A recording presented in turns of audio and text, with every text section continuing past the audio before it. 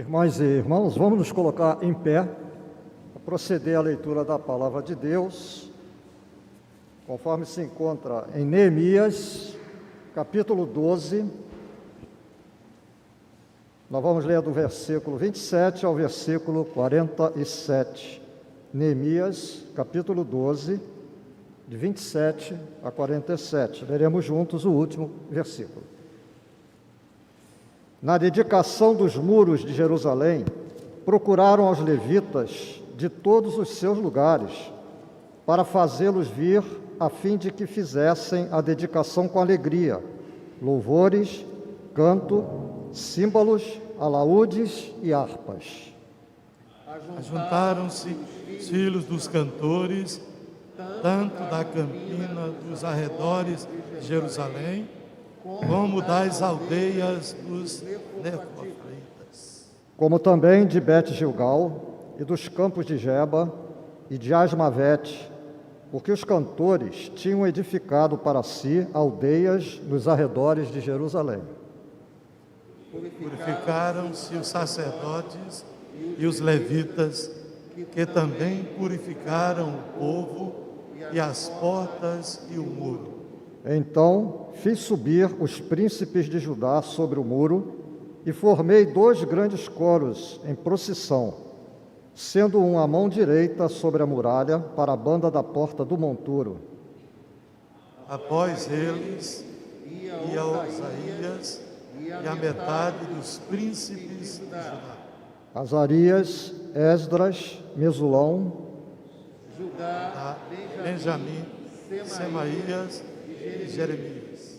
e dos filhos dos sacerdotes com trombetas, Zacarias, filho de Jonatas, filho de Semaías, filho de Matanias, filho de Micaías, filho de Zacur, filho de Asaf. E seus irmãos Semaías, Azareel, Milalai, Gilalai, Maai, Natanael, Judá e Anani, conselhos musicais, homem de Deus, Esdras, o escriba, À entrada da porta da fonte, subiram diretamente as escadas da cidade de Davi, onde se eleva o muro por sobre a casa de Davi, até a porta das águas, da banda do Oriente.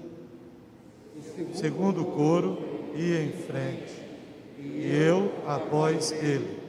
Metade do povo ia por cima do muro, desde a torre dos fornos até ao muro largo. E desde a porta de Efraim, passaram por cima da porta velha e da porta do peixe, e pela torre de Ananeel e pela torre dos 100, até a porta do gado, e pararam à porta da guarda. Então ambos os coros pararam na casa de Deus, como também eu e a metade dos magistrados. Os sacerdotes Eliaquim, Maazéias, Miniamim, Micaías, Elioenai, Zacarias e Ananias iam com trombetas. Como também Maazéias, Semaías, Eleazar, Uzi, Joanã, Malquias, Elão, faziam-se ouvir os cantores sob a direção de Jeraías. No mesmo dia, ofereceram grandes sacrifícios e se alegraram, pois Deus os alegrara com grande alegria. Também as mulheres e os meninos se alegraram, de modo que o júbilo de Jerusalém se ouviu até de longe.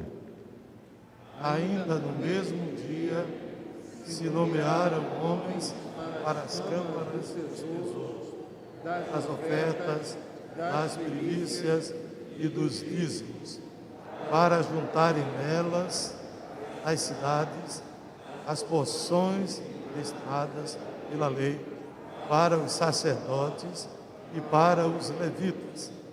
Pois Judá estava alegre, porque os sacerdotes e os levitas ministravam ali. E executavam o serviço do seu Deus e o da purificação, como também os cantores e porteiros, segundo o mandado de Davi e de seu filho Salomão. Pois já outrora, nos dias de Davi e de Asaf, havia chefes dos cantores, cânticos de louvor e ações de graças a Deus. Juntos, todo o Israel, nos dias de Zorobabel e nos dias de Neemias, dava aos cantores e aos porteiros as porções de cada dia e consagrava as coisas destinadas aos levitas e os levitas as destinadas aos filhos de Arão. Continue com a sua Bíblia aberta no livro de Neemias, no capítulo 12. Nós estamos em uma série de pregações no livro de Neemias. Nós temos exposto este livro desde o capítulo 1 e estamos hoje no capítulo 12. E esta série tem por título Edificação, o caminho da maturidade. Gostaria que você permanecesse com a Bíblia aberta no capítulo 12 de Neemias. Nós vamos olhar para este capítulo e vamos ouvir a voz de Deus a falar ao nosso coração nesta manhã. Você já ouviu falar de memória musical? Os cientistas dizem que a memória musical é a última que se perde. O músico, ele vive este estilo de vida de uma forma tão intensa. A música, este dom, é tão profundo, é tão visceral, que isto fica impresso no DNA, na forma de pensar, na forma de agir, de modo profundo. Conta-se a história de um maestro britânico chamado Clive Wearing. E o maestro Clive teve uma enfermidade. E esta enfermidade gerou para ele uma encefalite. De modo que este querido perdeu a capacidade de guardar em sua memória fatos os mais diversos na sua jornada. A sua capacidade de memória se reduziu a 30 segundos. E é interessante que mesmo com o apagamento da sua memória, para além de 30 segundos, ele só lembrava daquilo que era falado para ele, que ele vivia em 30 segundos. Portanto, essa experiência, a experiência vivida agora, tinha 30 segundos de existência. Mas Clive Wearing continuou, mesmo diante de um quadro tão severo de memória, com capacidade de tocar o seu piano e de reger o seu coral. A música, ela é profunda e significativa. Ela marca um estilo de vida. É inevitável que alguém que abrace um jeito de viver, que tenha um estilo de vida impresso em seu caráter, em seu DNA, é inevitável que este tipo de característica não seja evidenciado até quando a pessoa não percebe. O texto que nós lemos, do capítulo 12 de Neemias, narra um momento em que o povo, diante da construção, da reedificação da cidade, da construção dos muros, da colocação dos portões, uma vez que a palavra fora ministrada, houve um avivamento espiritual. Uma vez que agora o povo volta para a cidade, já há habitantes lá.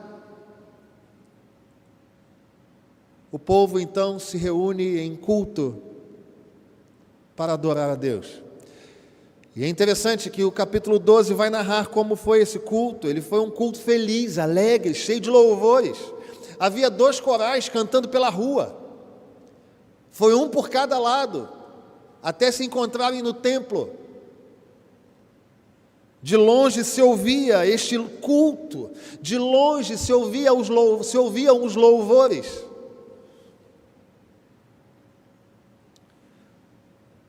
Versos 31, versos do 27 ao 30, nos diz a palavra que os levitas foram encontrados, foram convocados, foram levados, foram procurados para que estivessem em Jerusalém. E aí do 31 ao 42, vão os príncipes em coros, em procissão, cantando pela rua o que Deus havia feito. Como uma cidade que estava há mais de 100 anos destruída, em 52 dias tem tudo reconstruído, habitada. E o povo cantava, os cantores iam à frente, até que do 43 ao 46, os corais chegam ao templo, e naquele mesmo dia designaram responsáveis por recolher a oferta. O povo começou a ofertar, e o povo contribuiu com alegria. A história do capítulo 12 é basicamente esta.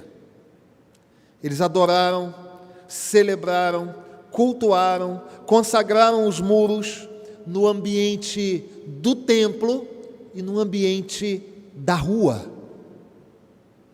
Eles adoraram no ambiente do templo, mas também no bairro. Eles cultuaram a Deus no ambiente da liturgia, mas também no ambiente da vida. O que nos faz crer que o culto acontece aqui e acontece para além daqui. O culto acontece como nós aprendemos com o nosso pastor reverendo Guilhermino Cunha.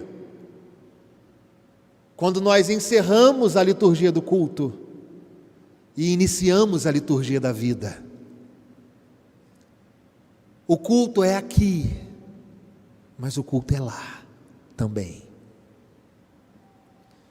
Deus quer nos ensinar sobre as razões que nos levam a afirmar que, de fato, quando encerra-se a liturgia do culto, inicia-se a liturgia da vida. Nós não temos a música como estilo de vida, primeiramente. Nós não temos a nossa profissão como estilo de vida, primeiramente. Nós não temos as nossas aptidões como estilo de vida, primeiramente. Nós temos o culto como estilo de vida. E é sobre isso que eu quero conversar com você nesta manhã. O culto deve ser um estilo de vida. Você que gosta de anotar o tema do sermão, anote aí. O culto deve ser um estilo de vida. Em primeiro lugar, o culto deve ser um estilo de vida, porque nós somos procurados para a adoração. O verso 27 diz assim: na dedicação dos muros de Jerusalém, procuraram os levitas de todos os seus lugares. Os levitas foram procurados. E ainda o verso 42 diz: como também Maazéias, Semaías, Eleazar, Uzi, Joanã, Malquias, Elão e Ezer.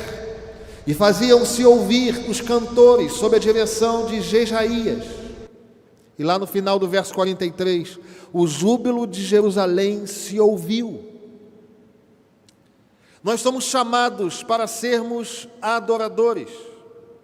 Jerusalém viveu mais de 100 anos destruída, queimada, muros destruídos, portas queimadas. Agora a cidade fora reconstruída, os muros foram erguidos, os portões foram recolocados, havia gente morando lá. E quem deveria ser exaltado? Neemias. Quem deveria ser adorado? O líder, o governador. O povo compreendeu que quando uma vitória acontece, quando uma bênção acontece, quando um milagre acontece, somente um nome deve ser exaltado, que é o nome do Senhor, o nosso Deus.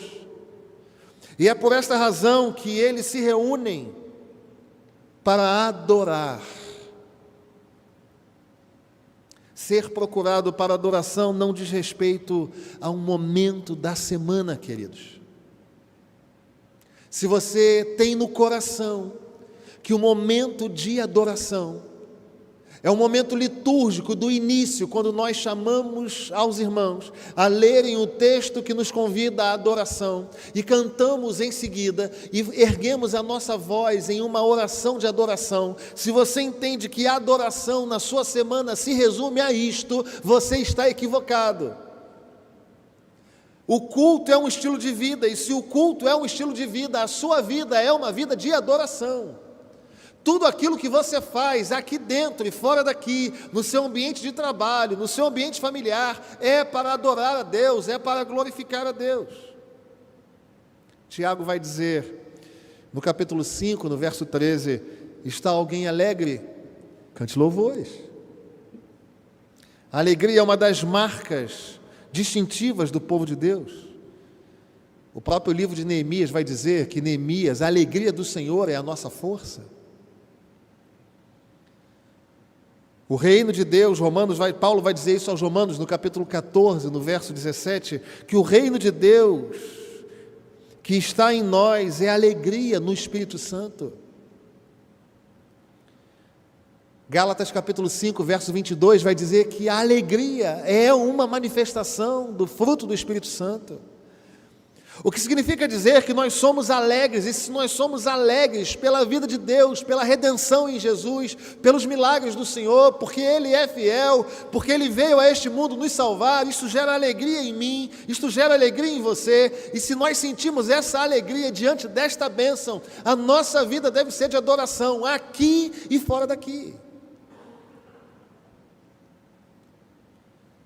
A grande questão é que isso não tem a ver com estilo de música. Isso tem a ver com estilo de vida. Talvez você que seja um pouco mais jovem goste de banda, com bateria, com guitarra, com violão. E talvez olhe de uma forma mais afastada de um hino mais tradicional, clássico. Por sua vez, alguém que é habituado a hinos mais tradicionais e clássicos, olhe para a banda dos jovens como uma série de barulhos. Meu irmão, deixe a palavra de Deus falar o seu coração. Adoração não é estilo de música, adoração é estilo de vida.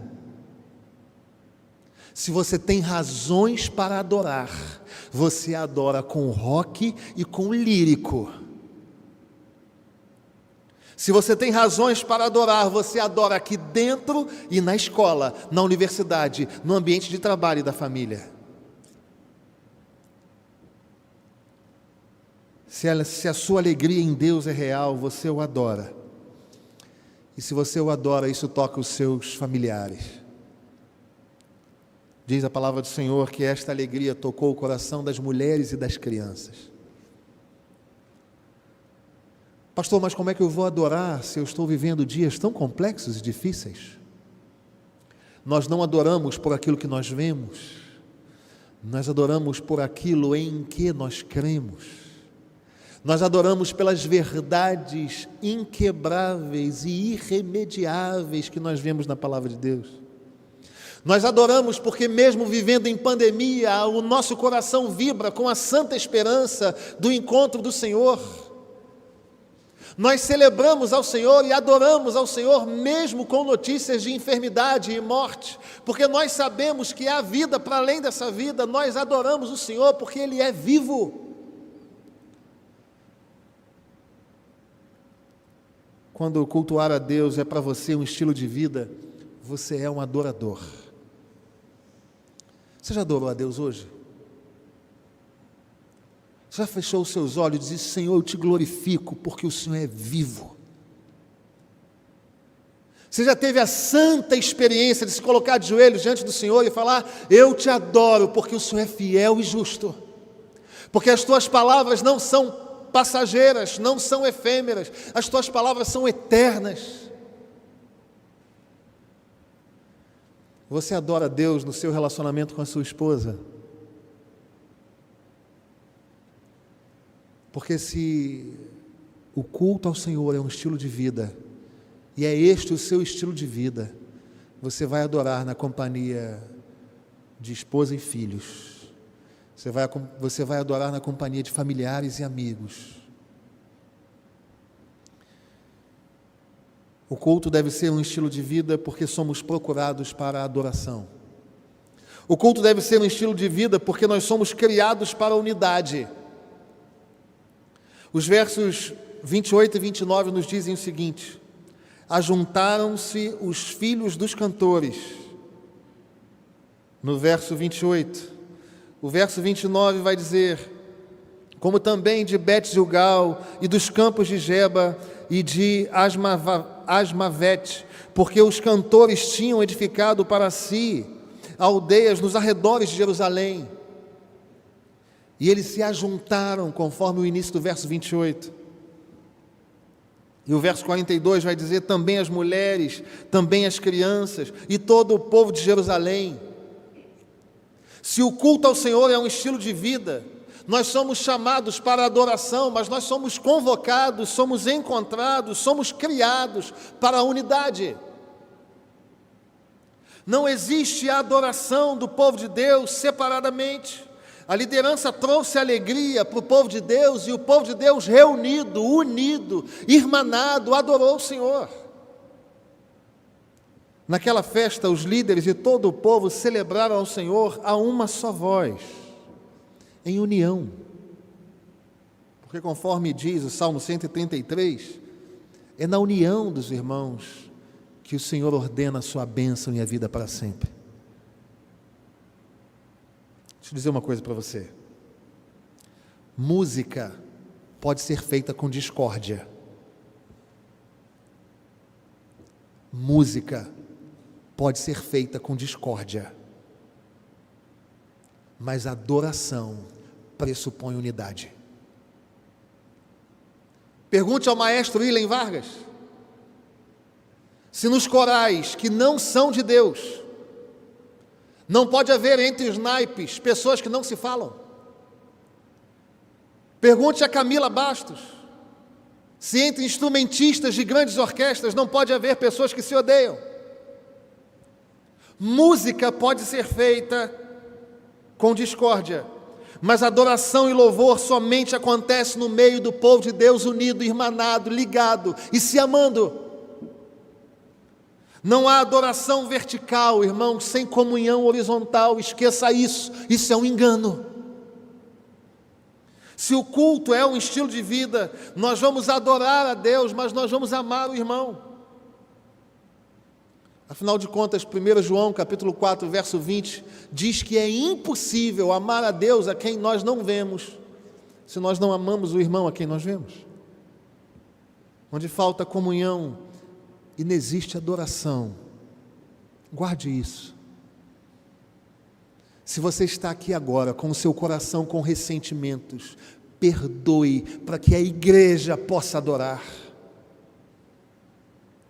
Se você traz mágoas profundas na sua alma, para que a igreja possa adorar livremente, perdoe agora em nome de Jesus.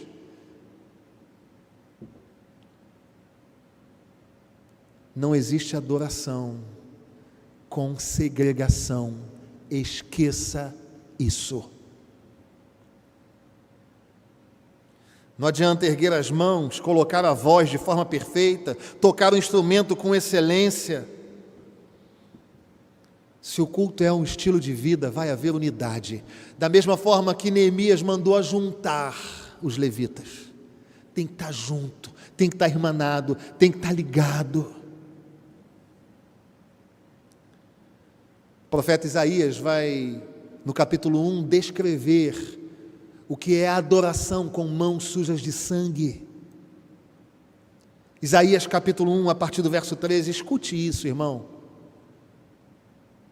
Quando nós aqui no templo adoramos, quando nós na vida adoramos, quando nós nos relacionamos com os nossos familiares em adoração, com o coração cheio de mágoa, cheio de rancor, nós devemos ouvir a voz de Deus por meio do profeta Isaías, dizendo a partir do verso 13: não continueis a trazer ofertas vãs. O incenso é para mim abominação, e também as festas da lua nova, os sábados, e a convocação das congregações. Não posso suportar iniquidade associada a ajuntamento solene. As vossas festas da lua nova e as vossas solenidades, a minha alma as aborrece. Já me são pesadas, estou cansado de as sofrer.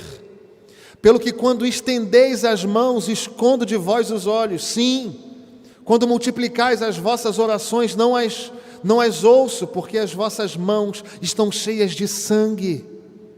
Lavai-vos, purificai-vos, tirai a maldade de vossos atos de diante dos meus olhos, cessai de fazer o mal, aprendei a fazer o bem, atendei a justiça, repreendei o opressor, defendei o direito do órfão, pleiteai a causa das viúvas.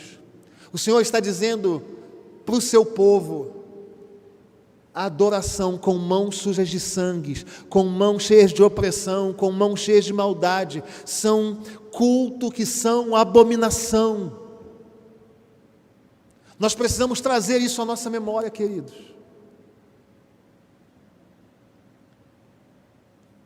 Se nós estamos em momento de adoração, se nós temos a adoração como estilo de vida, nós devemos tomar cuidado com o nosso coração, devemos sondar o nosso coração, clamar ao Espírito Santo que sonde e que mostre a nós.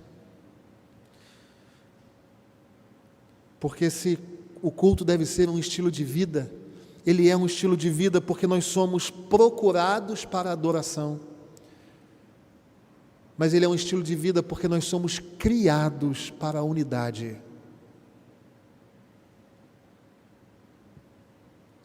O culto deve ser um estilo de vida, em terceiro e último lugar, porque nós somos chamados para a santidade. O verso 30 diz o seguinte: purificaram-se os sacerdotes e os levitas, que também purificaram o povo e as portas e o muro. Adotar para si o culto como estilo de vida pressupõe uma vida de adoração. Tudo o que nós fazemos é para glorificar o nome do Senhor. Pastor, mas como assim tudo? Tudo. Pastor, as tarefas domésticas são para glorificar a Deus? Sim. O trabalho é para glorificar a Deus? Sim. Quando eu estou na universidade, eu estou glorificando a Deus? Sim. Quando eu me relaciono com a minha esposa, com o meu marido, com os meus filhos, eu estou glorificando a Deus? Sim. Não existe vida secular e vida de culto, a nossa vida é culto. Certa vez, instruindo a uma das nossas ovelhas, ela disse: pastor, mas o senhor faz avisos no meio do culto. Isso quebra o culto. Eu falei: não, isso não quebra o culto, porque nós vivemos em culto.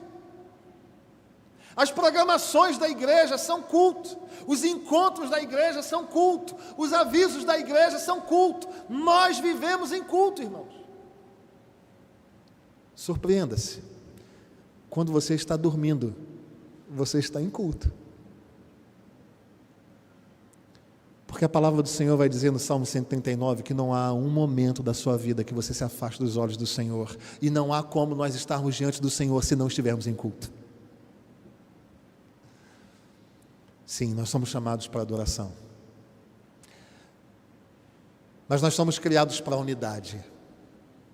Nesse culto da vida, nesse culto da caminhada, da jornada, não há possibilidade de nós odiarmos alguém. Não há possibilidade de termos ressentimento de alguém e nos sentirmos cultuadores. Você pode estar produzindo música, não adoração. Você pode estar produzindo ajuntamento e não unidade. Se é culto, isso vai gerar unidade.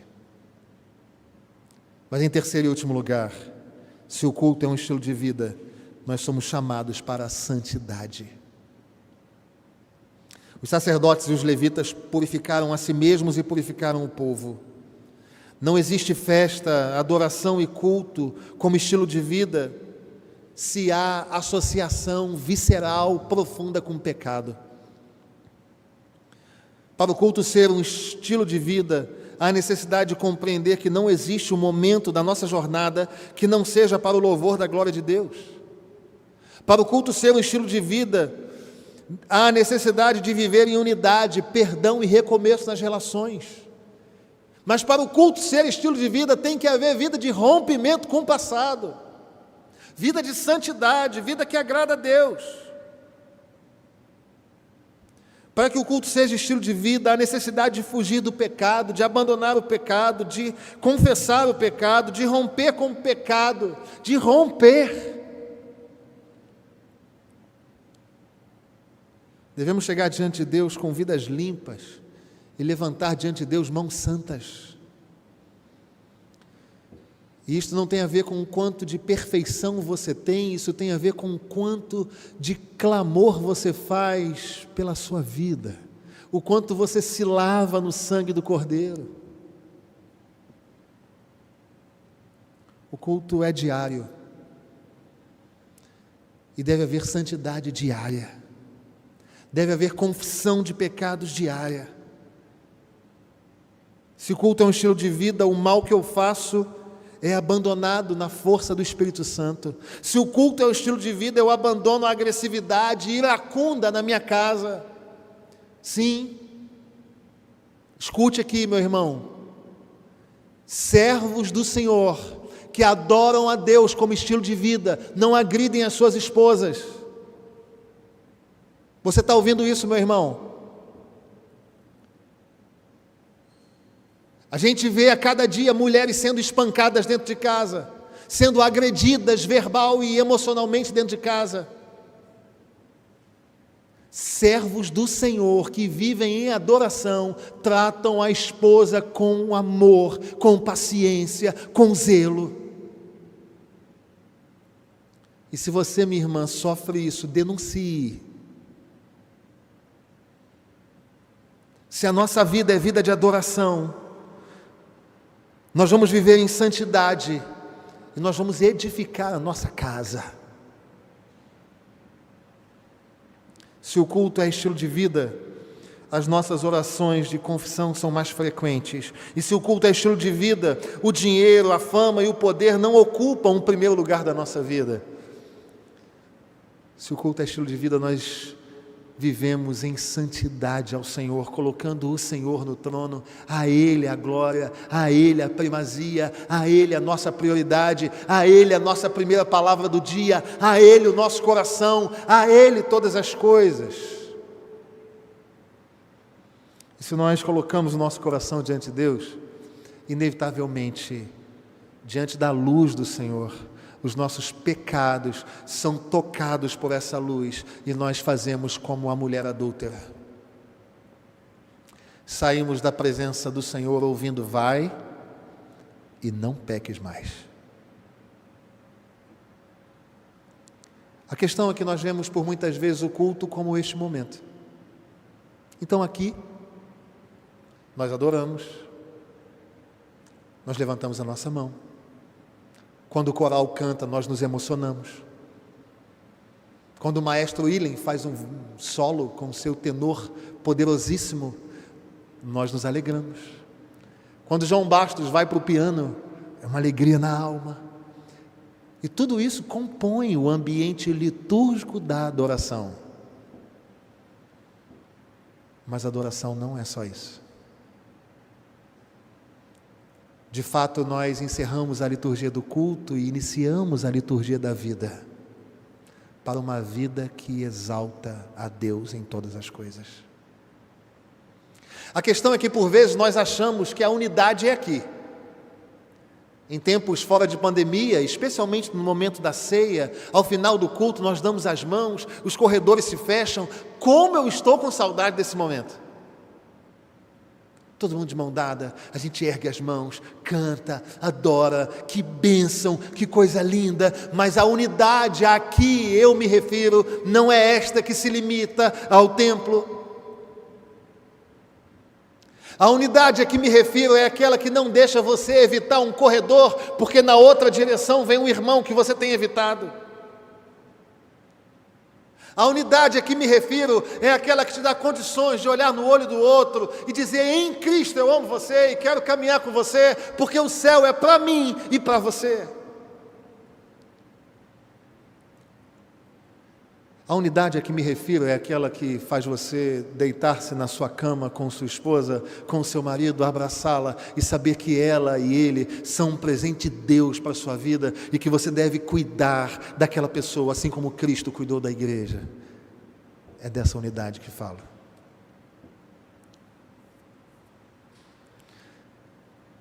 A santidade a que me refiro não é aquela que nós também confessamos diante de Deus os nossos pecados aqui. Quando num tempo fora de pandemia, temos um momento ao redor da mesa de joelhos, clamando por perdão. É para além daqui. Não sei se os irmãos perceberam, mas durante a exposição eu falei que o culto ao Senhor é um estilo de vida, e não o estilo de vida. Eu usei propositadamente um artigo masculino, singular, indefinido. O culto ao Senhor é um estilo de vida, e não o. Ele foi o estilo de vida para Neemias, mas ele foi um estilo de vida para Sambalate e Tobias. A pergunta é: e para você? O culto ao Senhor é um estilo de vida? Tudo que você faz é para adorar a Deus. Os seus relacionamentos são curados, saudáveis. Você vive em unidade com o corpo de Cristo.